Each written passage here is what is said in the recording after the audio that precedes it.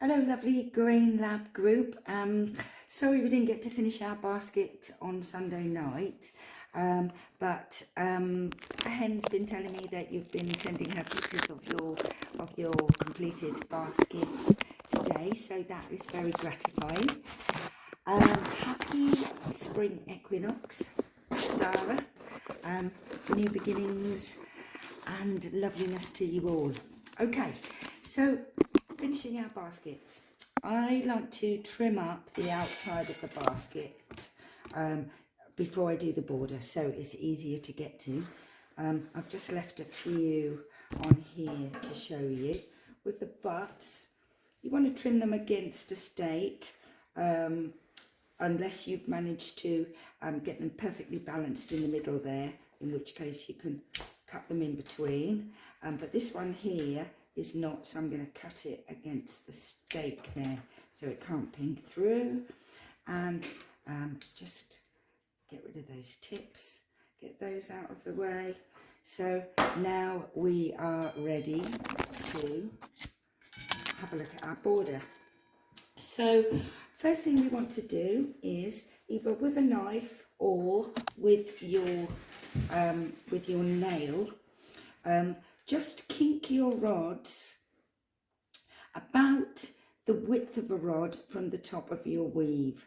So just kink that over slowly and deliberately and let it ping back up again.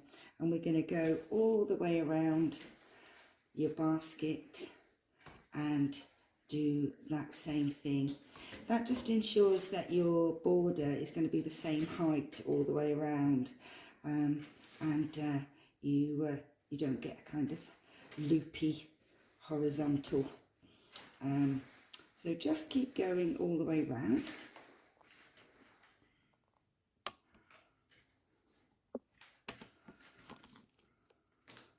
So this is about the simplest border that you can do. So nothing very taxing from here on in, not compared to what you've already done with staking your basket up. Everybody did so well in that tight space on a Sunday night. Thank you for being so patient. But it looks as if you had a lovely time together.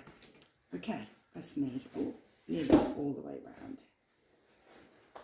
Here we go. One more, and we're there. Okay, so the next thing to do is to, it doesn't matter where you start, you can start anywhere. Take one rod and pop it behind the next one. And then you're going to do the same all the way around your basket. Just that, whatever your next stake sticking up is, fold that down behind the one before. And just keep going all the way around. Press it down nice and firmly, give it a good push. You've all woven the side of your basket now, the sidings, so you know you can give Willow a bit of oomph. I think the basket's all about a kind of synergy between you and your material. So the strength of your basket comes from you, basically, the oomph that you put into it. That is where the strength of the basket comes from. So don't be afraid to put a bit of pressure on your rods there. Oh, that reminds me, I just did want to show you one thing before I go all the way around. Soaking. There's a possibility that some of your rods will have dried out a bit. You'll soon know, because if you try to bend over like that and it goes and cracks, you're going to need to soak your rods a bit longer. If that happens, don't panic. What you can do is cut your stake at the top there. I'm just going to sharpen that rod again without little slipe cuts, and pop that down the side there in the hole next door and then you can carry on. So if your rods are a bit snappy, pop them in a bath of warm water or a sink full of warm water overnight, and they should be fine for you the next day.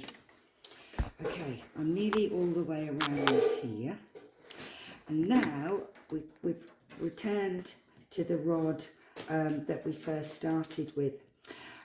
So traditionally we would use a bodkin for this next stage, but if you haven't got a bodkin, a knitting needle or a screwdriver or even a sharpened stick would do the trick. And this rod here wants to follow the pattern of all the other rods, so it wants to, oh, well, it's easier if I just show you. It wants to loop all the way around through the back to the front, and you can take your bodkin out and just pull that in until it all locks nice and tight. Okay, so that's your border down. Next thing to do is just trim up all these sticks around the edges. So we want to trim them right against the next stake along, so they can't kind of ping through. So we'll just rest our snips up against the work there, so we get that nice diagonal cut. There we go.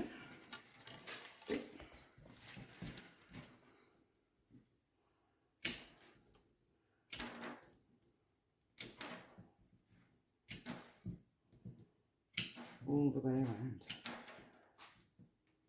Still got the trim, the inside of the basket to trim up now, but that is the simplest border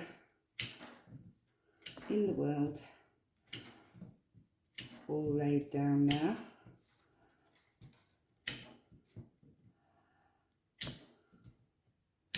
So you can just sort out your shape if it needs that, trim up around the inside of the basket, and it's ready to raise your bread. Happy bread making, guys. It was lovely working with you, and we hope to see you all again at Wakelins. Bye for now.